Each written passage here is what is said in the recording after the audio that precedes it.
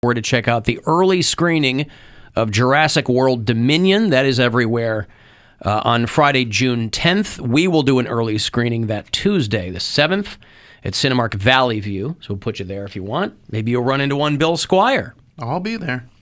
I also have tickets for you to see the Guardians play the Rangers on June 7. And tickets for Monster Jam, which is back at First Energy Stadium on July the 2nd. So that long July 4th weekend, you can get to Monster Jam. That would be fun at First Energy. Yeah. Be fun to see. So that's all next week. The Poundcake Sports Break is about an hour away. It's a Wednesday. That's when that happens. Latest episode of his show, the Poundcake Podcast, is up at alancoxshow.com. Women Lie, Men Lie is what it's called. And I will guarantee you it's something. I'll guarantee you that if you listen to it in its entirety, you will finish that episode with a different thought than you had going into it. What that is, I don't know. You might have a newly formed perspective on the topic of deception.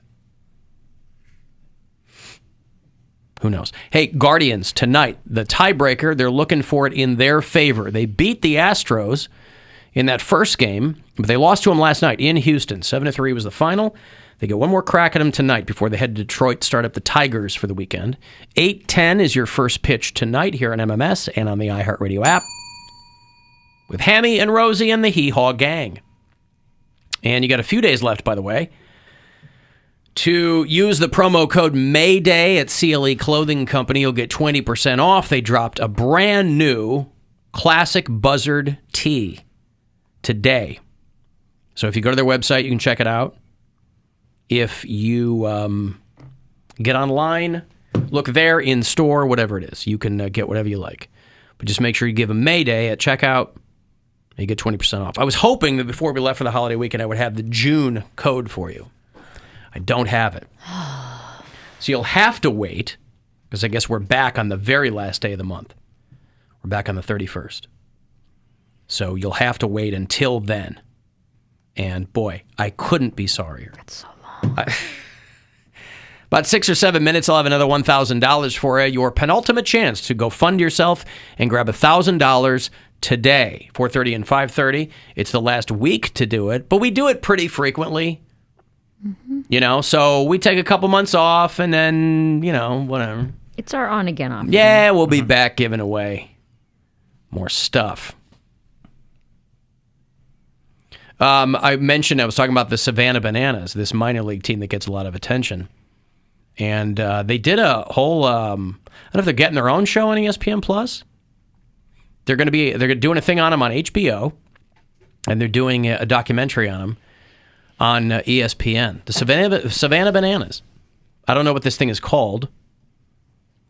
Oh, it's called Banana Land. It's called. So they did a segment with Bryant Gumbel over on HBO. Called Banana Ball, but they're getting a documentary called Banana Land. Swing, swing, swing, swing, swing, swing, swing, banana ball. Right. And a baseball on the rise. Little limbo celebration from the boys on home plate. Guaranteed to traumatize the old guard. Under the leg, hot shot to short. Oh, yeah, pitches under the leg. It's a team that just, you know, it's a minor league team that packs the ballpark because they do just goofy stuff. They make baseball crazy. Yeah! It's bananas. I mean, just crazier than the San Diego Chicken in its heyday. Under the leg, Malden. Padres still have the San Diego Chicken, or is that? I think so. Okay. The first double play. It's part sport, part circus, complete with its very own ringmaster. I can't help but notice your suit. This guy's in head-to-toe canary yellow. He's got a hat on, suit. I can't help but notice your suit. Yeah, lady, I'm sitting here. What do you think I was going to show up in like a golf shirt and shorts? Buy that off the rack? No, this is my uniform. This is my yellow tuxedo. I own 7 of these, and I wear them every day. When I put it on, it's showtime. Do you think His name is... the guy making those yellow tuxedos is like, this is it. Oh my God, we I found it. We yeah. found him. I found out. Yeah. And he's just like, let's start making a bunch of yellow tuxedos. He calls his wife, baby, we locked in the Savannah Bananas. When my dad founded the Yellow Tuxedo Company in 1957, boy, it was some lean years there until last year. It's a lot of lean years. We grew up in abject poverty because my dad would not give up the yellow tuxedo business. He was never offered any buyouts. Nobody wanted anything to do with it. But we made it, baby. Moving up to a double wide. Showtime. His name is Jesse Cole, and his completely banana show is called Banana Ball. Goes down into a full split. There's a dude at bat goes down into a full split. Really So tightens up that strike zone. It's actually not a bad strategy. Yeah. But then how do you get up and run? You lean forward, or I mean, Maybe he they're gets- pretty athletic guys. I'm sure he can get up pretty quick from that. there's probably a lot of athletes can't do a full split. No, but That's I'm- impressive. But I'm sure if you can, you're probably athletic enough. Oh, I see. That you can The old James Brown. go from the split to popping up and running pretty quick. Version of baseball played exclusively by the Oh, he got a hit, but he rolled into a somersault and started running. Hey, start running. Yeah. Well, started he running. started. the Savannah Bananas.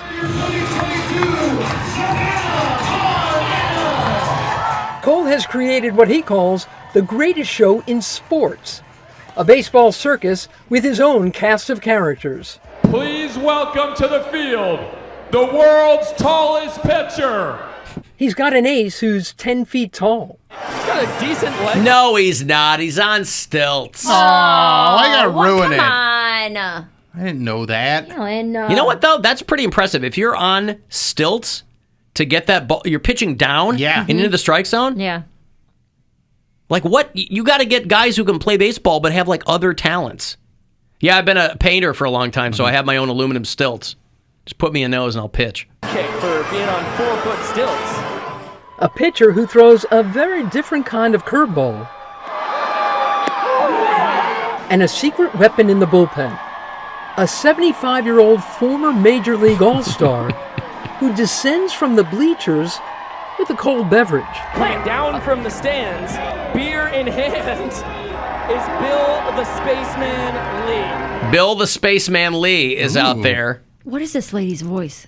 It's what's her name from I hate Real it. Sports. Is it Soledad? No, it's not Soledad. It's she's very masculine, traditionally kind of.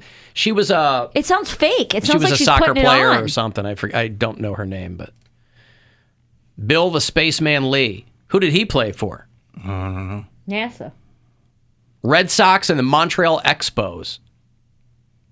He's a southpaw. You know what southpaw is, Poundcake? No. You take a guess? A southpaw? I have no idea. Are you left-handed? No. I am. I'm a southpaw. Oh, so it's just... And boy, does he look good at yellow. And a swing and a miss! Yeah, so anyway, if you are into the Savannah Bananas, they're going to have a thing on ring, ring, ring, ring, banana phone. HBO and ESPN. Ring, ring, ring, ring, ring, ring, banana phone. Very exciting. The Bananas have 2.5 million followers on TikTok. Damn. Yep. They're a professional travel squad. So some of the games, imagine you go to a Savannah Bananas game when they're playing actual ball. You go, oh, I thought this was going to be like Crazy Wacky Night. Right? That's like, their "Ah." craziness is playing regular ball. Oh my God, you see that guy at bat and didn't do the splits? I like when they go, it's not your grandfather's baseball. Yeah, my grandfather's baseball, there are no black guys in it. Of course it's not my grandfather's baseball. They're not. They're called baseball purists. Oh, I see. I'm sorry. Let me give you some money here. It's $1,000. It's a chance for you to go fund yourself, so listen closely and good luck. The Buzzard wants you to go fund yourself and score $1,000. Enter the nationwide keyword WORK at WMMS.com. That's WORK. Enter it now at WMMS.com. And good luck from Buzzard Radio. Can they do this with other sports? Kind of jazz it up a bit? Kind of take away some of the stuff that is a little boring or just not something they want in the game anymore? You know? What sport? Any. You take croquet. You take out the horses. You add go-karts. Okay, sure. You mean polo? Polo. There's no horses in croquet. Croquet is the one from Alice in Wonderland. That's right. Okay. Bill's beating the horse on the head with a mallet. That's Yeah. what he was thinking of. Well, croquet with go-karts still sounds fun. What if Anything you with took- go-karts. What if you took the NFL and you took out all of the domestic abuse against women? Wouldn't that be a funny one? That would be hilarious. You'd be down to right? a couple of teams. That would be pretty cool. What if the There'd be a lot of people NFL... be like, I ain't watching. This is what football used to be. Now it's a bunch of sissies. I'm a purist. What if the NFL was the National Farting League? Instead of football, which is what the F is now, it's farting. So rather than football, they're farting. Cool. There was a version of basketball. What? A version of basketball called slam ball where it was on trampolines and it was like full contact. It was My high school sweetheart used to host tournaments at his house. It was insane. Is that why he was your sweetheart? No. Because you're like, this guy, I love his slam ball hosting But abilities. it was on TV. I think it was on Spike TV when it first started, and it was very violent, Intense. violent. Yeah. Yeah. Yeah, Well, Spike isn't this TV, just what the 02 and Harlem- 03. The Harlem Globetrotters. Yeah, it's kind of did? it's the Harlem Globetrotters of baseball, basically. Who are the Harlem Globetrotters of hockey? Oh, that would be the Mighty Ducks. Yeah. Hey, Jesse Smollett was on there. That was like his first role. I think he faked that too. No, he didn't. Oh, he didn't? No, he was a Mighty Duck. All right. Just the first one, I think. I don't think he got brought back for the sequels. Was there an Air Bud hockey edition? I think there was. Puck Dog? Listen, they covered a lot of ground in those 45 Air Bud sequels or whatever, so Puck Dog is probably in there. Going goalie or something? Mm-hmm. I think it was the Golden Goalie or something like that. Air Bud hockey sequel was called The Big Puck. That was close. Air Bud, The Big Puck.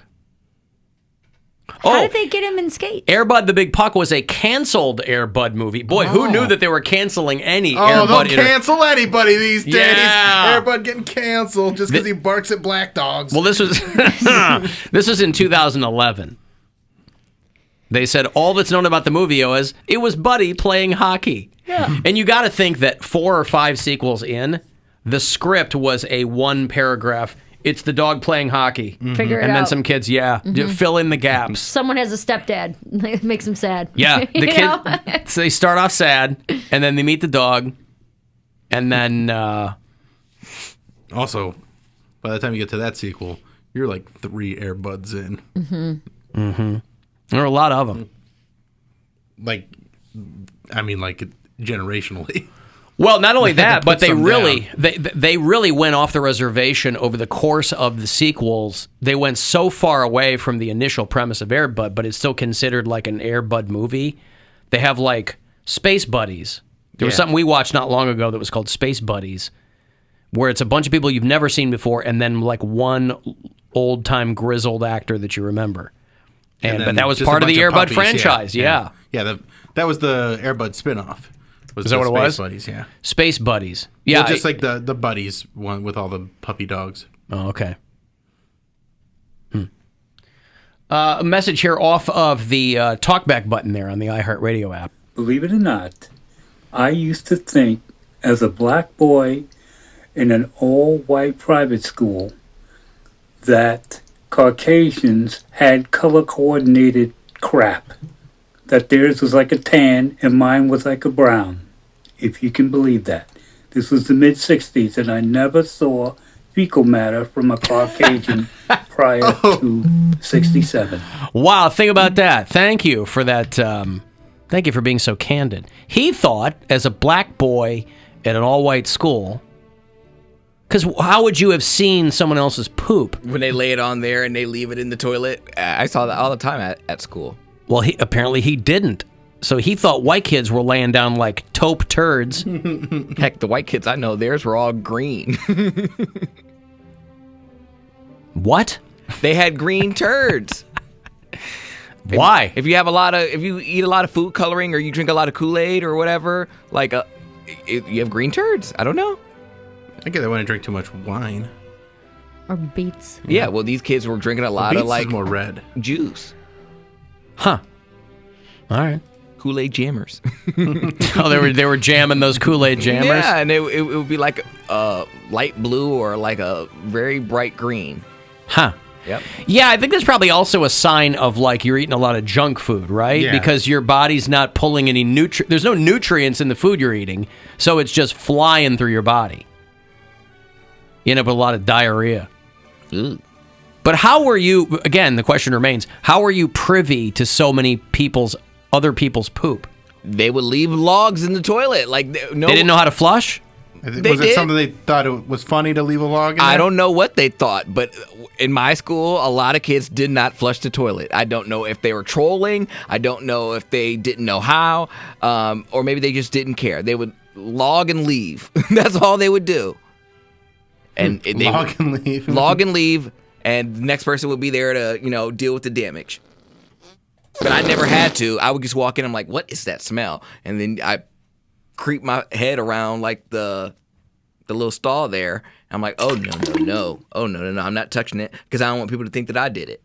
Because if it floods, then everyone's gonna be like, Cody flooded the toilet. No, I'm not doing it. I pooped my pants. I ate too much corn. So the kids at your school were not big on flushing. No, it seems like we're living in a society here. It just seems like something you would do. Like, but these were from being a small child, you learned that you get off, you flush. We were teenage kids. Like, yeah, I was a teenager, believe it or not, and I flushed. Okay, well, I think it was a troll. Big fan of flushing. Yeah, I think it was a troll. One I think of my pastimes, actually. One of my favorite pastimes is flushing. Sometimes I'll just walk by an empty toilet and flush it, just to make sure it's getting some fresh water in there. They were proud of what they did. They were proud of it. Yeah, that for them was a sense of, because it requires doing nothing. That's literally what it is. It requires not doing something, and that was their source of pride. I'm assuming their achievement was doing nothing.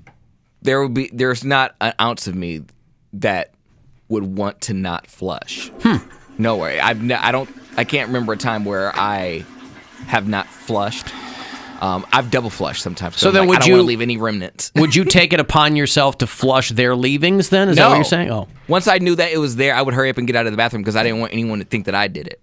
Why wouldn't you flush it? Because I don't want people to think that I did it. Because if it floods, like maybe it was left in there because they were afraid it was going to flood the toilet. And so... Yeah, but you could look at something and say, well, that thing's going to get stuck. I didn't want to take These guys were leaving, like, cloggers? The whole bottom of the toilet was surrounded. Oh, God. It was like soft serve in there. Yeah. So I'm like, I'm not touching that. Yeah. Because literally, it'll be me. I'm just like, well, because what am I going to say? It floods and I walk out. I didn't do it. Somebody else before me, and I went in after and flushed it. Like, no one would believe that. No one would believe that. Like, Cody left a log. He flooded the bathroom, and now I'm known as the log kid. Log and lead kid. The devil pinched off a loaf in here. The log kid. Hey, it's Cody the log kid. Now there's worse things to be called. Yeah, so, man, they could have tried a little bit harder. Than the log kid? Yeah. Kids aren't very inventive. They could have just called you Cody Brown. Helpful Brown. Helpful Brown. Walking and flushing. Browntown. Let me take a break here. If you want to text for anything, 35192. You can listen wherever you are on the iHeartRadio app. The Alan Cox Show.